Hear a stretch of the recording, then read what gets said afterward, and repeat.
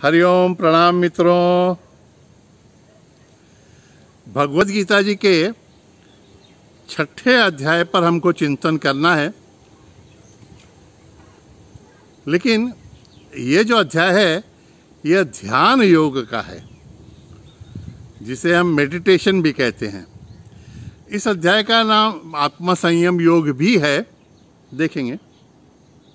लेकिन आजकल हर जगह मेडिटेशन के बारे में बहुत चर्चा होती रहती है। हर कोई मेडिटेशन करना चाहता है, ध्यान करना चाहता है। तो हमको भी बड़ी उत्कंठा है, ध्यान योग करें। लेकिन मित्रों, ध्यान में उतरने के पहले ध्यान की पूर्व तैयारी अत्यंत आवश्यक है। अन्यथा भगवद गीता जी में भी भगवान 6ठे अध्याय तक अर्जुन को क्यों रोक के रखते? दूसरे अध्याय में ही जब अर्जुन गलित गात्र हो गए थे तभी उनको ध्यान के बारे में भगवान बता सकते थे। नहीं बताया उन्होंने,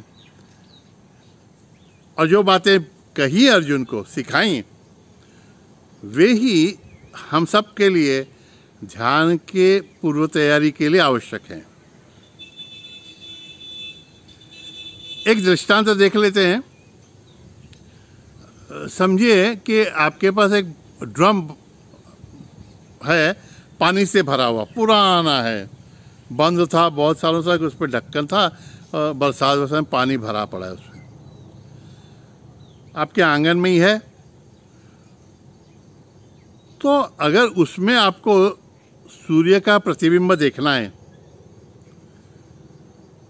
तो पहले तो उसको ढक्कन उसका निकालना पड़ेगा आपको, ऑब्वियस है ना। फिर आप देखते हैं कि उसमें पानी तो भरा हुआ है लेकिन सब गंदा पानी है, बहुत सालों का है। तो उसमें नल भी नहीं है बाहर पानी निकालने के लिए। तो आपको क्या करना पड़ेगा? पहले जैसे मैंने उदाहरण दिया हुआ कि आपको पाइप से अच्छा पानी इसमें छोड़ना पड़ेगा। नल से पाइप लगा के पाइप इसमें ड्रम में छोड़ दीजिए, पानी बहता रहे अंदर। तो जितना अंदर अच्छा पानी जाएगा उतना ड्रम में का पुराना गंदा पानी निकल जाएगा। तो थोड़े घंटों में ड्रम का पूरा पानी साफ हो जाएगा। फिर आप पानी उसमें डालना बंद कर देते हैं। उसके बाद में तुरंत आपको प्रतिबिंब तो दिखेगा नहीं और पानी भी हिल रहा है, तो आपको थोड़ी राह देखनी पड़ेगी पानी शांत होने की।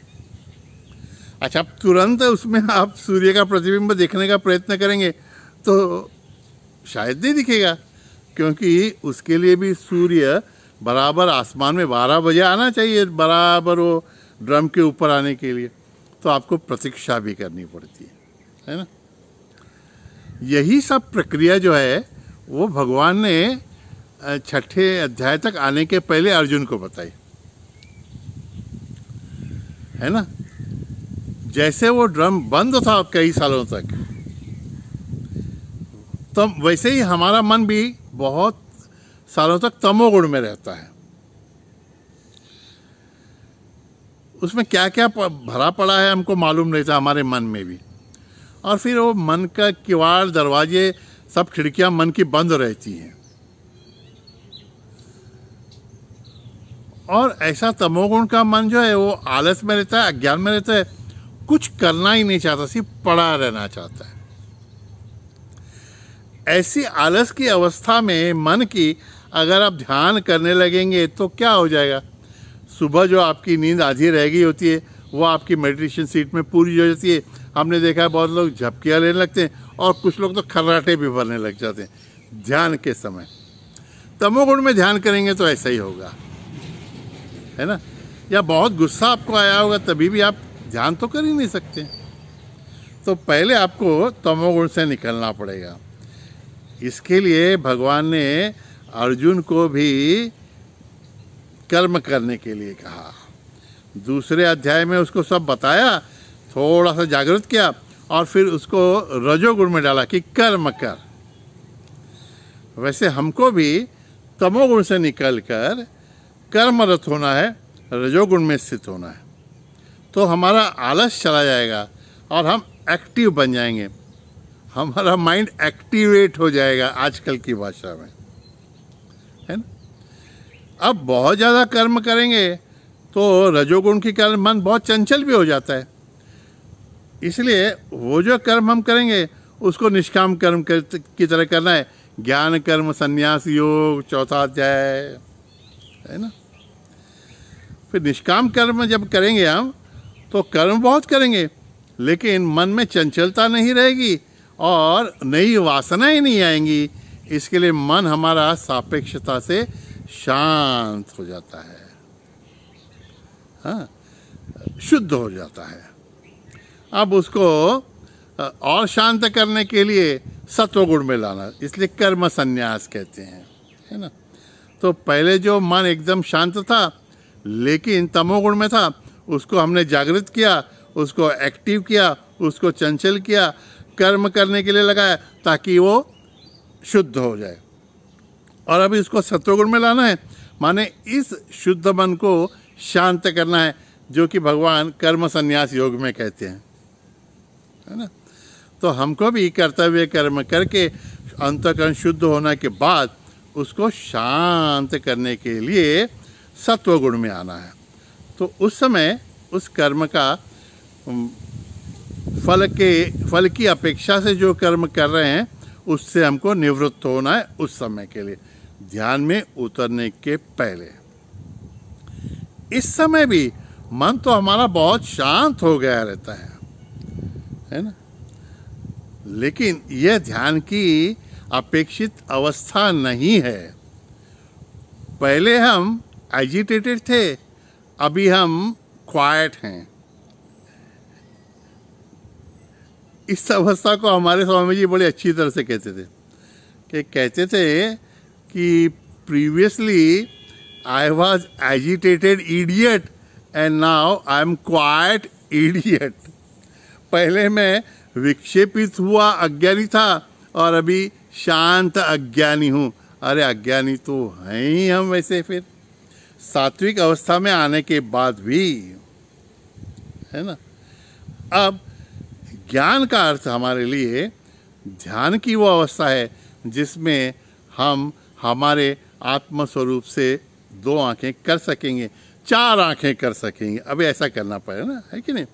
So we will be introduced to our own self with S capital। हमारे आत्मस्वरूप से हमें मिलना है ना। अब देखिए, अगर इस प्रकार से ध्यान की पूर्व तैयारी किए बिना हम उतरे तो तमोगुण की हालत हम देख रहे हैं। उसमें भी अगर रजोगुण बहुत रहे तो फिर आंख बंद करके हम एक जगह बैठ तो जाते हैं, लेकिन मन इतना भटकने लगता है कि फिर जिसका ध्यान करना है वो तो ध्यान में हमारे आता ही नहीं है। और फिर नहीं वो सब बातें, जैसे वो ड्रम में का गंदा पानी निकलने लगता है ना, वैसे ध्यान में बैठने के बाद और गंदे विचार आने लगते हैं। और फिर साधक है ना, फिर गुरु को पूछता है, अरे मैं जब जप करता हूँ, ध्यान करता हूँ, तो मेरे मन में और ही गंदे विचार आने लगते हैं, ऐसा क्यों है। तो अब इसके बाद में आपको चिंता नहीं करनी है कि मेरे मन में गंदे विचार क्यों आ रहे हैं। अरे पुराने संस्कार जो हैं वो मन में से अब निकल रहे हैं, ठीक है। अब इसके बाद क्या करना है और हमको साध्य क्या करना है, ये भगवत गीता जी के 6ठे अध्याय के 19वें श्लोक में बताया गया। डायरेक्ट हम 19वें श्लोक में इसलिए आ रहे हैं कि हमारा ध्येय क्या है और क्या हम बिना सब पूर्व तैयारी किए, बिना गुरु की सलाह लिए अगर हम ध्यान कर रहे हैं तो क्या हमारा ध्यान उस अवस्था तक पहुंच पा रहा है कि नहीं। ध्यान करने वालों को इस बारे में थोड़ा इंडिकेशन मिल जाए, इसलिए यह श्लोक हम पहले देखते हैं और फिर ध्यान में हमको साध्य क्या करना है ये ध्यान में आ जाएगा। हम बहुत अच्छा वाक्य, ध्यान में क्या साध्य करना है इसका ध्यान हमको आ जाएगा।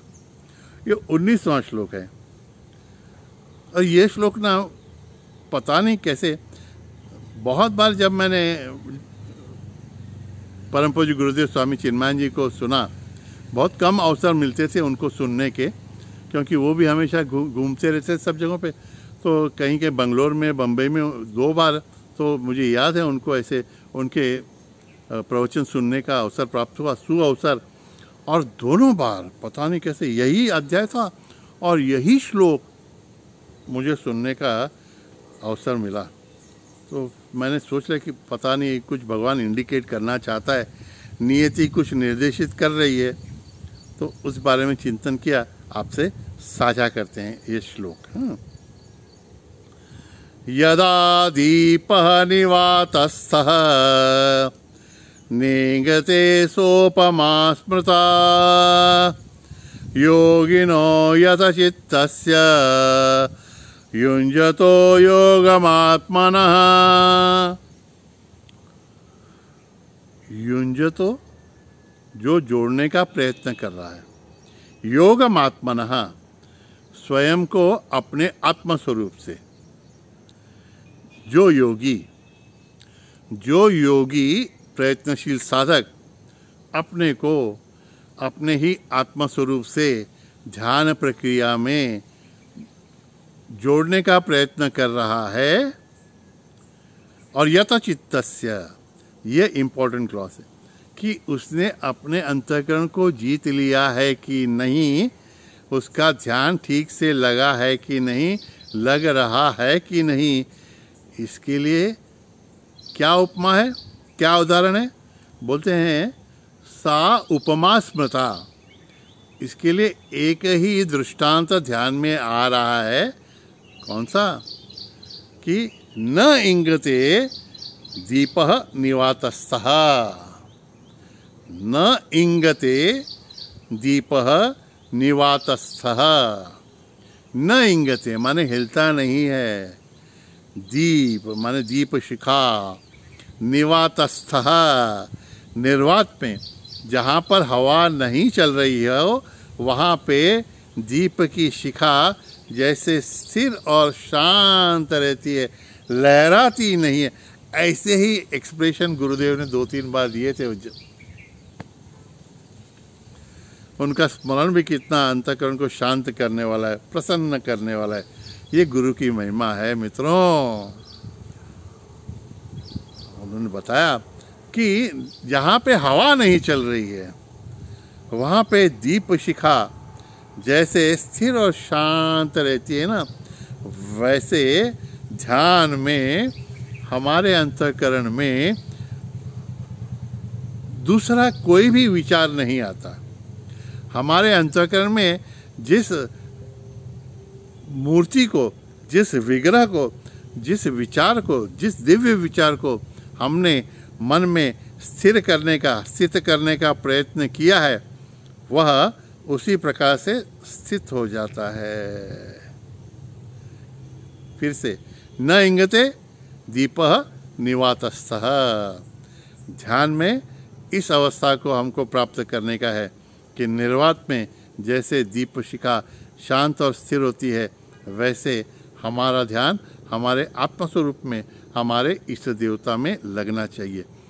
कैसे, वो कल देखेंगे, लेकिन इसकी पूर्व तैयारी हमको किए बिना ध्यान में उतरना हितावह नहीं है, इतना तो जान लेंगे। ठीक है, आगे का चिंतन अगले सत्र में। तब तक के लिए हरि ओम तत्सत। नारायण नारायण नारायण।